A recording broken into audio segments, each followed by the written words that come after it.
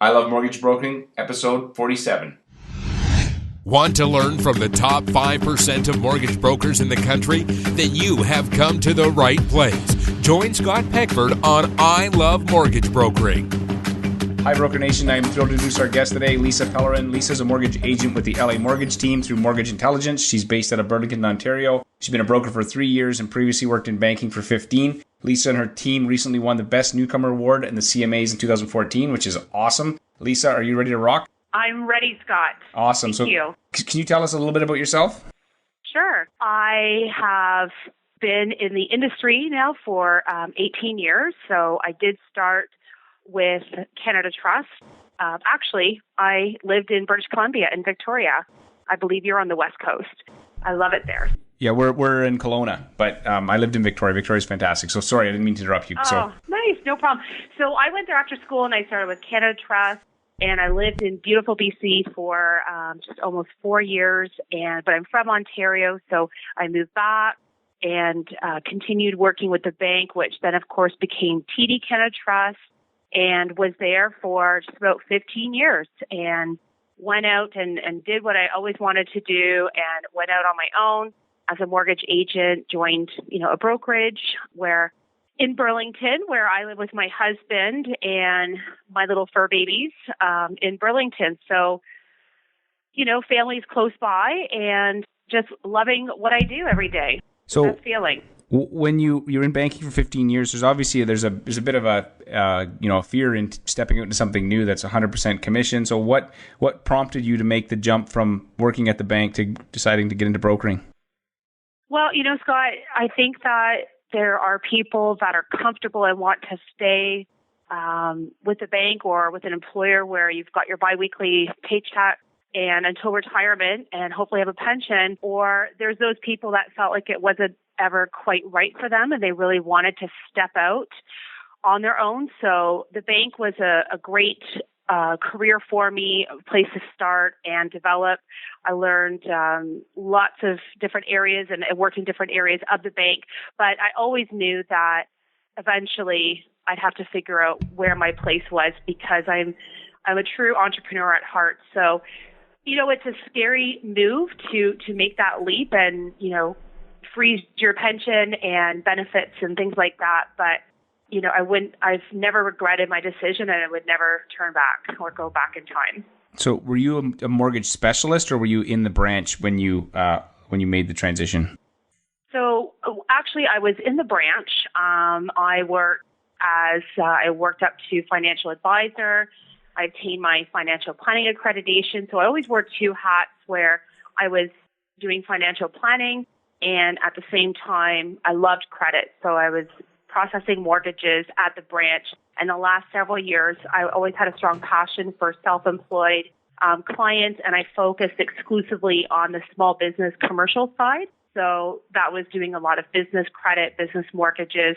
So credit's always been a big part of my career at the bank. And I contemplated actually becoming part of their mortgage sales force. And I looked into it. I wanted to, I thoroughly researched all my options before I left, but I realized that, especially I think from working with the self-employed market for so long, that I really wanted to be in a profession where I was able to offer more choice and not be limited just to the bank products and policies. So ultimately I bypassed that position within the bank and went immediately external. Right. Okay, cool.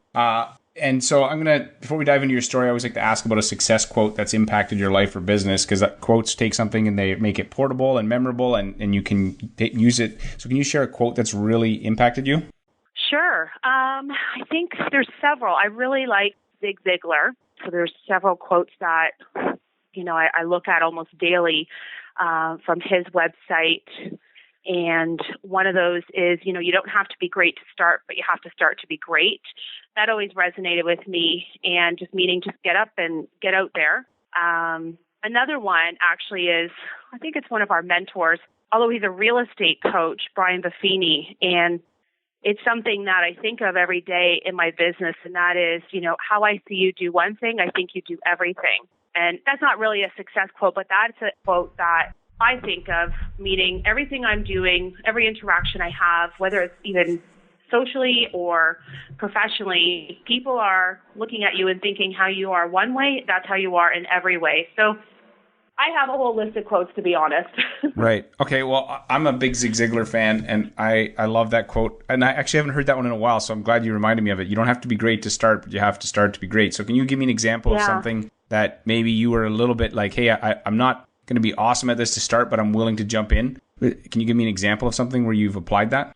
Well, I think it's, it's even just starting in this profession. When you leave a salaried position, even though I had the skills and experience for working at the bank so long, it's very different when from day one, there is no biweekly paycheck coming, and you just have to believe in yourself. And, all of a sudden, when you work at the bank, you do have a lot of warm leads. You've got a huge list of clients to call on, and clients walking in the branch. When you're on your own, it's time to hit the pavement and pick up the phone and get out face to face and meet people. So I just had to, I guess, apply those principles when I moved into this profession, just to get out there and just get started.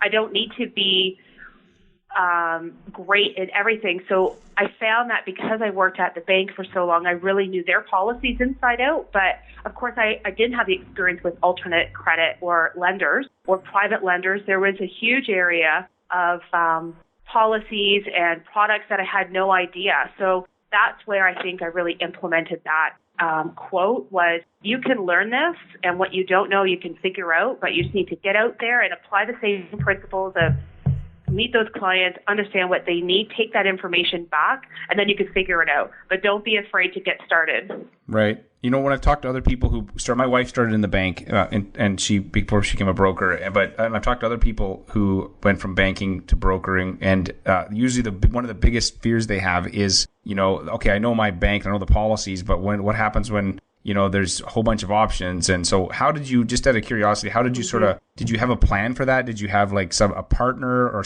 what did you do when you ran into those situations that you were like, hey, you know what, it's not quite fitting. How do I solve this problem? So what did you do to solve that? Well, it's a great question, because I'll tell you, I learned early on that I needed to have a system. So although I have a business partner now, we have a team, I did start off with a different brokerage independently. So I was on my own for the first year and having to figure these things out. And it's funny, I met with one of my clients at the bank because I kept in touch with everybody.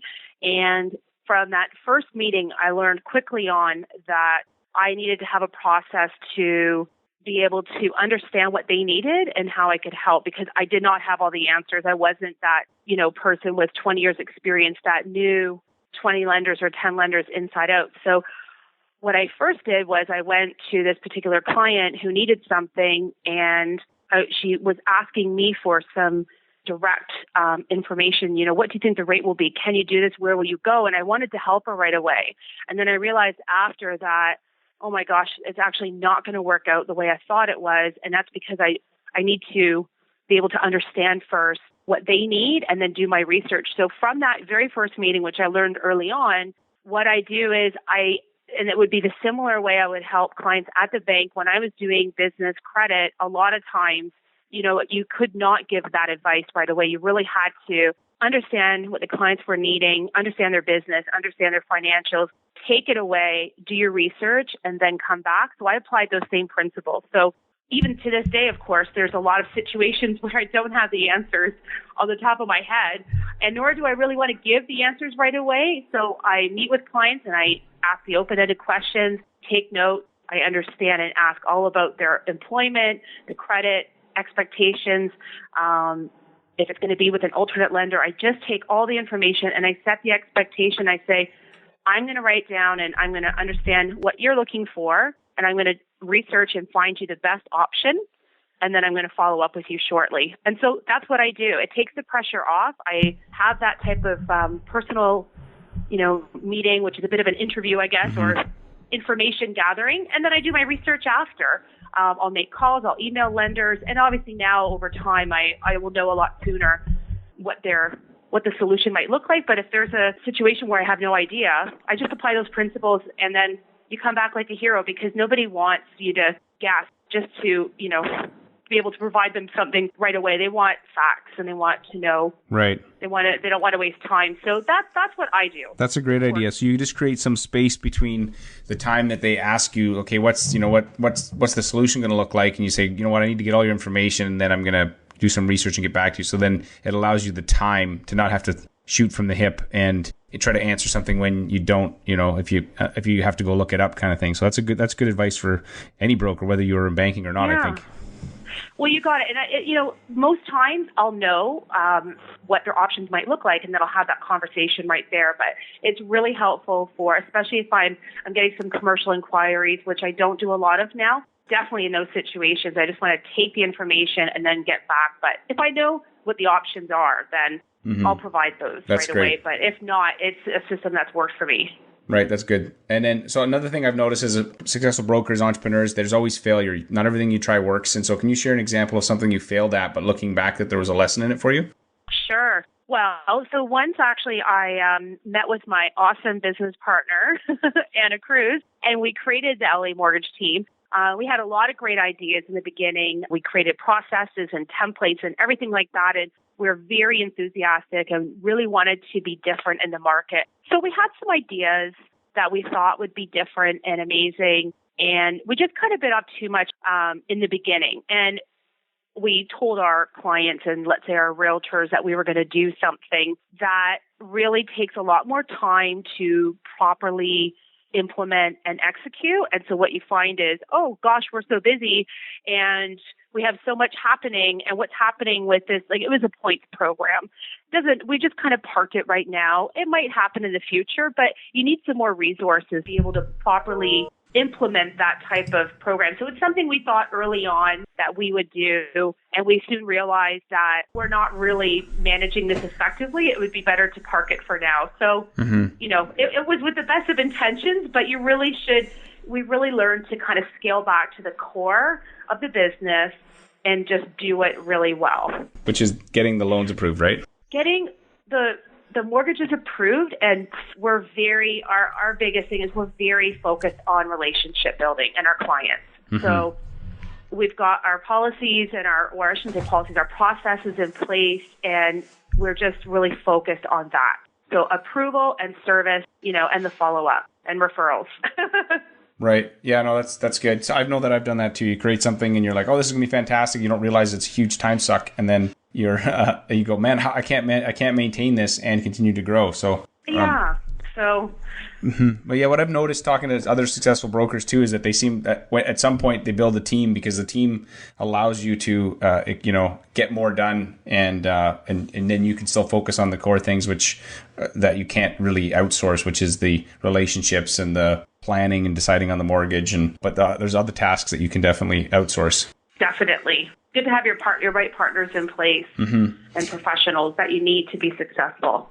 So another thing I've noticed talking to successful brokers, and you've already alluded to this, is that they have systems and processes. They don't just show up and hope for the best. And so I like to learn from other people's processes. So can you share an example of an administrative process that maybe wasn't working as well as you were hoping, and then a tweak that you made and the outcome you got?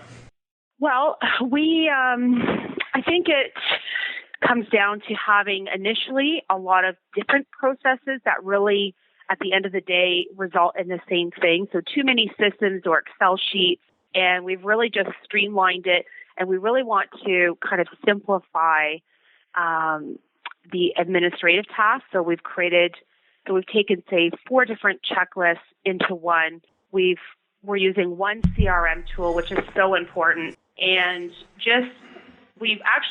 we're working on a great app now called Trella, which is a way to kind of organize the steps. So we now have the life of a mortgage. So we've outlined some steps. And so we're always focusing on streamlining the process. So I think initially what might have been a 5-page process is now a 1-page, and it's online. It's easily accessible to our team, to ourselves, and because we just want to be consistent and we want it to be just a consistent experience for our clients and for all of our agents to be able to just go to a place and see, okay, this is what we need to do, and this is a checklist. And because we're very focused on once the mortgage closes, the steps that happen afterwards. Cards that are sent out, we'll pop by with little gifts, we'll make phone calls. So we have those steps in place. So I think that was the biggest kind of aha was, okay, let's simplify. We have too much happening and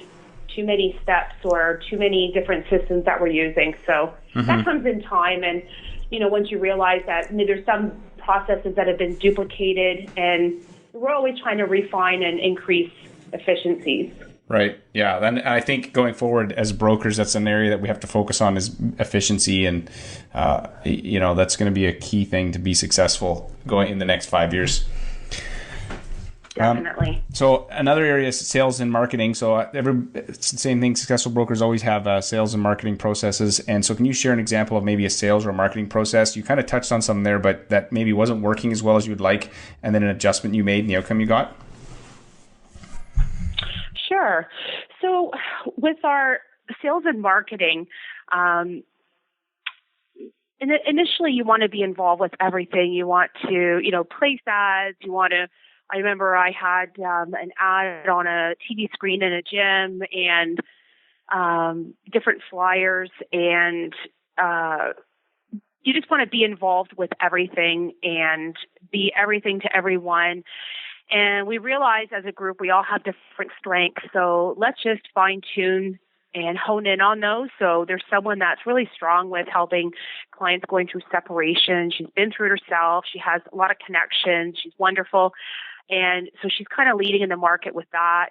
And we're implementing that also on our website. So for SEO, things like that. But just taking it from a 10-step process and just simplifying it. So instead of also the expense of advertising and placing different ads everywhere, we're streamlining it and really focusing on our client referrals and doing the little things like showing up with, maybe it's it's the holidays. So just showing up like that to their house, or nice candle set, things like that. So we're putting our energy and our marketing efforts into rewarding the people that refer clients to us and our clients. Right. Yeah, that's exactly. Not finding a lot of success with print, and you'll go broke really quickly if you do everything. Yeah. So that's great. That's great advice. So another thing I like to ask about is how do you run your busy mortgage practice? You guys are obviously doing really well, and then also balance family, because it seems like it's easy to get out of balance in our business because we can work all the time. That's for sure, Scott. Especially I find, in the beginning, the first couple of years, I can say honestly, personally, is I focus a lot on my business. I know I let the things that I used to be really active in before with, say, fitness and exercise and things like that, I started to let slide, because you can find yourself, sitting in that chair and working long hours. And that's what we did. And now we're really focused on that balance, which is so important, and balance between work, family, and health and fitness, which is also just your overall spiritual being. You have to have everything in check. So that's what we've been now focused on. I think it comes to, I took my first trip last year where I did not have my phone with me. That was the first time I was not connected, and it felt great. I have a trusted partner and a team, and everyone is able to do what they need to do. They have all the help and resources. So I think that's what you need to do. We're in a very connected world. It's actually sad, when I was on my holidays in the Caribbean, I saw everybody on their iPads in the lobby and on their computers. And I don't know, I think that sometimes we need to, as a society now, just shut it down a little bit more and just go swim in the ocean or go take a walk. So I found that to be really invigorating, and that's what I think people need to do is, and for myself, is just shut down the devices. And when you're with your family and friends, be with them. You see people and friends out for lunch and dinner, and they're still on their phones. Now, sometimes I'm sharing a picture of my dog, and that'll happen, but I put my phone away, and I'm not answering the calls or emails that come in. That can just wait. So I think it's just better time blocking, and that's what I've really done. Try to do some date nights with my husband and plan some things for us, and just be with my family. And like I said, when you're with your family and friends, be with them. Put the phone away. So that's really changed now. And it's just been great. It's just better balanced because I love what I do and I want to continue loving what I do. I don't want it to overtake my life. You don't want to burn out. Where everything, well, exactly. And I don't want relationships to suffer. So I think it's important. Yeah, sometimes that hyperconnectivity can be a curse because we never unplug. And then when you don't unplug, you don't get a chance to sort of, recharge, I guess, and connect with the people around you. So yeah, that's good. So I'm going to move to the rapid fire questions. So these you can answer with a little shorter answers if you like. So what is the number one thing holding back most mortgage brokers from being successful? I think the number one thing is that there's a lot of people out there chasing deals, chasing mortgages, and they're not focused on building relationships and the follow-up after that mortgage closes. They're missing a huge opportunity. And I think that, there's a very small percentage of people who are calling and sending notes after, and that's a big miss. Mm-hmm. Yeah, I think the phone and the pen are both very powerful marketing tools that we sort of forget. We always want something fancy and gadgety, but those are really, really effective. Yeah. You need to go a little old school, not just email people. Right. So what one thing or habit has made you successful? Well, the habits that make us successful or make me successful is exactly that. Another quote or mantra I say to myself is, do what you say you're going to do. It's so easy so many people say, I'll call you tomorrow, I'll call you by the end of the day, and they don't, or they don't return calls same day. So our business success really comes from the relationships that we built. So I'm really focused. The habit I have is writing a personal note, remembering birthdays, remembering special events like weddings, birth of a child, things like that. It's touching people to the core, and you have to do things aside from, can't always be techy. You have to pick up the phone, and I think that type of relationship that's a bit old school is coming back, and it's what people need. And that's what I think is really, it's what's generating client referrals for us. That's awesome. So do you have an internet resource or software program you use to make your business more successful? We have a CRM tool, which is actually, I recommend that people have a look at Brian Buffini. He is a real estate coach, but his principles are awesome, and they're just people that follow his principles are very successful in the real estate world. So he has a CRM tool that actually is also applicable in the mortgage business. So we have that, which is so important as your database grows, to remember all of these birthdays and renewals and maturities, things like that. And Dropbox. We use Dropbox. We are very techy. I'm not, completely old school. We have Exchange accounts. We use Dropbox. So everything is at the touch of my fingers, whether it's from my phone, my iPad, or my laptop. And once a file is done, just the necessary forms are in Exchange. Everything else is shredded. It's just efficient. And also Trello, you mentioned, which is another great tool. It's almost like a virtual whiteboard where you can drag and drop things to know where they're at in process. Is that how you use it? Exactly. So my business partner and I are working on that, and we can share it with the team so that it's a new way. You can print it, so it prints like a checklist, and you can assign tasks. So we're using that between each other now to assign different tasks that need to be done, who's going to handle what. And you can print it, you can put it in a file. So we love it. I have to give Anna that credit. She's our IT guru, and so she's found that solution for us. It's working out really well. Yeah, it's a good program. If you could recommend one book for our listeners, what would it be? Oh, well, it's funny. They won't expect this, I think, but it's really what resonated with me years ago when I read it. And I think you either love or hate him, but it's Think Big and Kick Ass by Donald Trump and Bill Zanker. I read that years ago, and you know it? Yeah, I think I had a copy of it at one time, but I think I may have read it. I don't remember. It's been a while though. I know it's not current. I mean, I've read lots of books since, but that one really has. That will give you the fire in your belly to get out there and go do it. So I really liked it. And where do you think our industry's headed? Where's the opportunity? I think the opportunity, it's so competitive. It's more competitive now than ever, to be honest, I feel. So the opportunity is in your client relationships. You can't be always chasing new clients. You have to nurture what you have and focus on building from that, because if you get a client from a referral, that's a really strong lead that will have a higher probability of closing, because otherwise you've got rate seekers calling you. You don't want to be buying down rates. So as Brian Buffini would say, I think you need to work by referral. So the biggest opportunity is to really just nurture and love those clients that you have. Right. Ask for business. Yeah, that's good. And so this is the last question. It's one of my favorites, the DeLorean question. Remember the movie Back to the Future? Oh, right. Yeah, and so the DeLorean's this car, you can jump in it and travel in time. So if I could set the DeLorean back 3 years and to your first day as a mortgage broker, and you could sit down and give yourself 3 pieces of advice so that your business would be better today, what would you tell yourself? I would say to myself, stop trying to be a perfectionist and waiting for that right moment to make that call or to get out there and meet people. Just get out there and do it. To believe in yourself. You know, this is a business where there's lots of competition and there's some rejection and there's a lot of wins, but you really have to believe in yourself.